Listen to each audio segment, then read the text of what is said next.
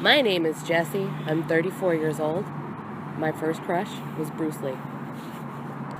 My first kiss was Robbie Kerstetter. Wow. Good question. I have attempted to use these dating apps. I have not had any good luck. Obviously, I'm still single. Met a lot of weirdos. Met some nice guys that were too nice, I guess. And met a lot of creeps. I think the apps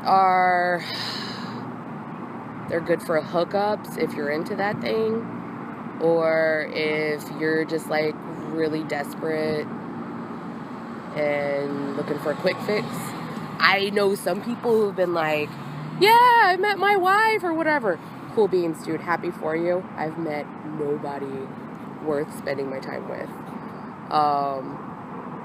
So I think it's great when people actually find somebody, but for the most part, I mean, I have found nothing worth spending time on out there on these apps. The best date, oh my gosh, okay. So,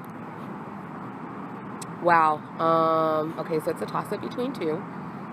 The first one was on a birthday. It was either my 20th or my 21st birthday. And my boyfriend woke me up really early and was like, we're going to the store. And then he picked out like all these like cheeses and fruits and veggies and like some summer sausage, and he got a bottle of wine. And then we went to Lake Austin over there and sat in the gazebo and just had a picnic, and that was pretty cool.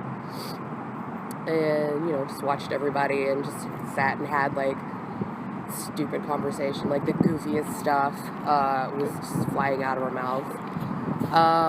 And the other one was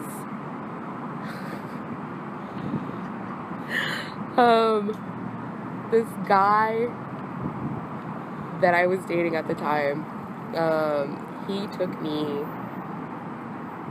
to the carnival, and we didn't ride any rides. We just walked around and like won stuffed animals for each other and just kind of like goofed off. And then I dunked him in the dunk tank, and he couldn't dunk me in the dunk tank.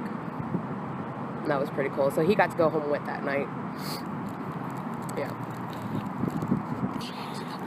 The worst date, Bailey? The worst date. Oh. Okay. So, there's a lot of them. There's a lot of bad dates. I've been on a lot of bad dates. So I meet this guy from one of these dating apps, and we'd been talking for a couple of weeks, and I was finally like, yeah, let's go ahead and meet up. So, they say don't go to a movie on your first date because, you want to talk and get to know somebody, whatever. So we decided no movie. We're going to go to the coffee shop, had some coffee. It was going fine. It was going all right. Then we decided we're going to go ahead and continue the date and go have dinner. And he was so rude to the wait staff, snapping and miss, come here, miss, and shaking his cup at her, and, just kind of like pursing his face up at her, and just really just being rude, and like, are you too incompetent to do your job, and, all this other stuff. And she was obviously flustered because he was being a dick. And so at one point, I was just like, listen, can you calm down? Can you be nice? She's doing her job. She's got other tables she's got to wait on. No, you didn't get your water in the first 5 minutes, but geez, you're going to get your water. You're not dying of thirst. Whatever. You don't have to snap at her. She knows that you need her. She's coming back. And he's like, well, what would you know? I was like, I've worked food service for I don't know how long. Well, that explains a lot of things. Well, what are you talking about? Like, explain yourself. Well, you just don't seem like the kind of girl that knows about the finer things in life. And I'm just like, and what would those be? Like, seriously. Seriously, what would those be? well, you know, you don't seem like that kind of girl that has a lot of money. Yeah, you're right. I don't. But that's okay. I'm fine with it. I can pay my bills. Like, really, that's really all I care about is paying my bills. And you don't seem like that kind of girl that knows how to treat a man with money. How are you supposed to treat a man with money? Like, I don't understand. Like, what do you want? You... And just on and on and on. And just, at that point, I was like, okay, well, I think I'm done here. I'm gonna get in my car and go. You can't go. The date's not over. How's the date not over? Seriously, I'm fed up. You obviously don't like me. I don't like you. I think it's over. No, it's not over. We still have another activity to do. What is that? Well, we haven't had sex yet. Well, that's not happening. That's not happening at all. I bid you good night, sir. Good evening. I'll see you later. No, I won't.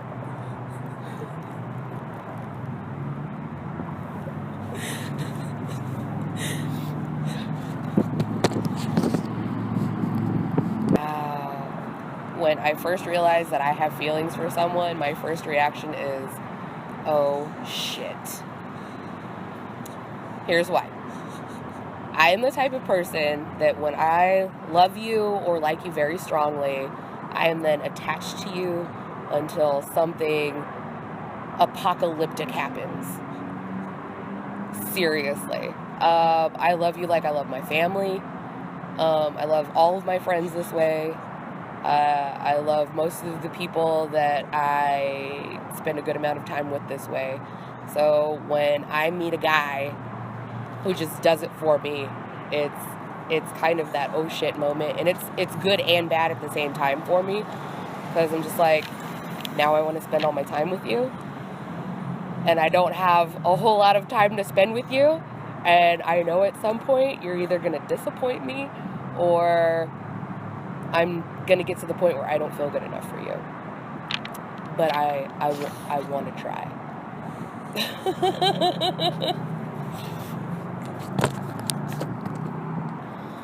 Heartbreak comes in so many different forms. I've had the devastating heartbreak where I thought that I wouldn't be able to live without this guy. I did everything I could when we broke up to be everything that I wasn't when we were together. I cut all my hair off. I got a tattoo. I got my eyebrows pierced. I stopped wearing girly clothes and reverted back to my tomboy ways. I started smoking a lot of weed. I was depressed, and I was really depressed for a couple of years after that heartbreak. I even went so far as to be promiscuous to try to fill that hole. Then there's been other heartbreak where it was like my heart had been breaking for so long with this person that by the time that we actually did break up, it was a relief and a release and a heavy weight like lifted from me. But at the same time, I was still mourning the relationship and mourning the loss of this person because we had been together for so long and had, but we were just kept growing apart and growing apart and growing apart. And then there's the heartbreak where it's like, yeah, this wasn't right for either one of us, but let's not lose each other. Let's just not be together. So it's just, yeah, heartbreak is just hard regardless of how it comes. See, I'm doing this. Breakup routine. Okay, so out of all of my relationships, I think I've really only broken up with 3 people. And crap, routine. So I procrastinate. I know that it's time to break up when it's time to break up, but I wait to see if maybe I'm crazy, I guess. Go to the person, talk about the issues, see if anything's changed. If nothing's changed, consider all the pros and cons of, if we break up, how's my life gonna be? If we stay together, how's my life gonna be? I guess figure out what it is I'm gonna do or where I'm gonna go, if we're living together or not living together, whatever. Do the breakup as easily and gently as possible. I don't like messy stuff. I don't like drama. Some people are just dramatic. And then just keep to myself until it's time to speak again, I guess. I don't really have a routine. Everything is case by case, I guess. But when I've been broken up with, it's usually, so I started seeing somebody else. Oh, okay. So I guess that would be a routine in itself. Yeah. So many times I've been in love. So many different ways I've been in love. It's ridiculous. I first fell in love with a boy named Doug when I was in 4th grade. And I will love that boy forever. Our paths have crossed so many times in our lives. I still know him. I still talk to him. We're not going to be together forever, and that's fine. But he was my first love. Then my next love,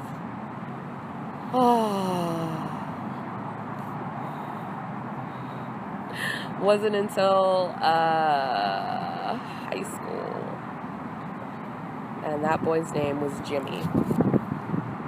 And I loved him because he was innocent and sweet and fun. And then I corrupted him. And yeah. And then my next love wasn't until after I was out of high school, and I loved that boy because he was broken, and I thought I could fix him, and I couldn't, and that was horrible and messy and dramatic for the entire time that I knew him. And then my next love was a boy named Bob. And that was the boy that I was devastated over when we broke up, and chopped all my hair off and got a tattoo and got piercings and all that. And then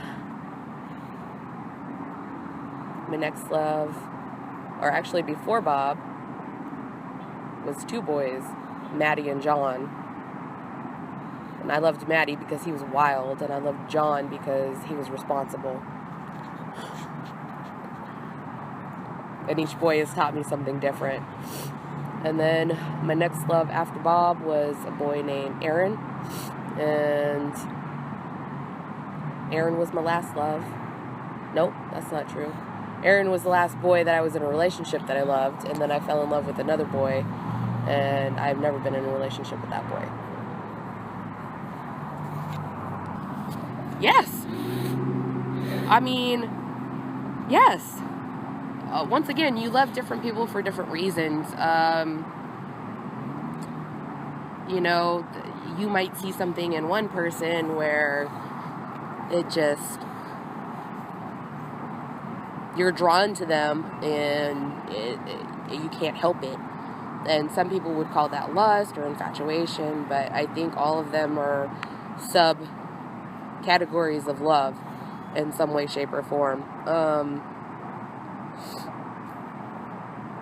But yeah, I mean, I think it's entirely possible to love 2 people at one time. Oh, crap. That's a hard question to answer. I'm very adamant about you love different people for different reasons. What I've seen from love is that it's the people who will do anything for you, fight any fight for you, be your shoulder to cry on, be your friend when you need your friend, be your lover when you need your lover.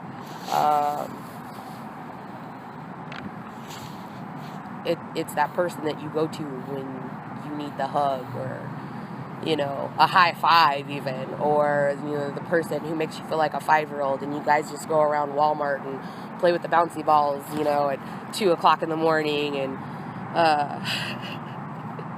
run around giggling like idiots. I mean, it's when you're with somebody that you truly love, they're your best friend, and not just, you know, your boyfriend or girlfriend or husband or wife, or, you know, secret undercover lover, or whatever. You know, it's, you know, when you truly love somebody, they're, I mean, it's like being with your soulmate. Don't give up. Don't ever give up. Love is out there. When you get it, it's gonna be so great. Don't freak out when it's not that new love and it just becomes the regular love, and the steady love, and the I've got this other stuff on my plate love. Don't freak out. A lot of people do that, and that's why a lot of people break up. You don't spend as much time with me as you used to. I need you. Rub my feet. Tell me I'm pretty. You're not going to get that out of a relationship. The first 90 days in a relationship is beautiful and exciting and new and fun and crazy, and it's a whirlwind. And if it stays like that your entire relationship, kudos. But once you get past that honeymoon phase, make sure that you're comfortable enough with yourself, that you're comfortable with your significant other having to work late because they have bills they gotta pay, or they want to go hang out with their friends. It's not because they're annoyed with you, it's because they want to have some bro time, you know.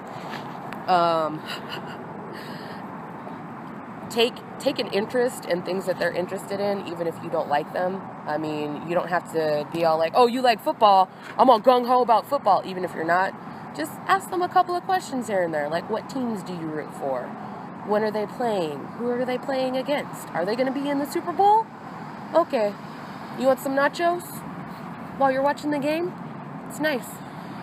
It'll make them feel appreciated. It'll make them feel like you notice them, you know, because you want to continue to work on your relationship with that person. And then maybe they'll take a little bit of interest in what you're doing. If you're artistic, what are you working on right now? Can I see your sketchbook? You know? Stay in communication.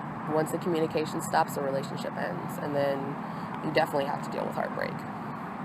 So once you start communication after it's been gone for a while, it's probably not going to be good.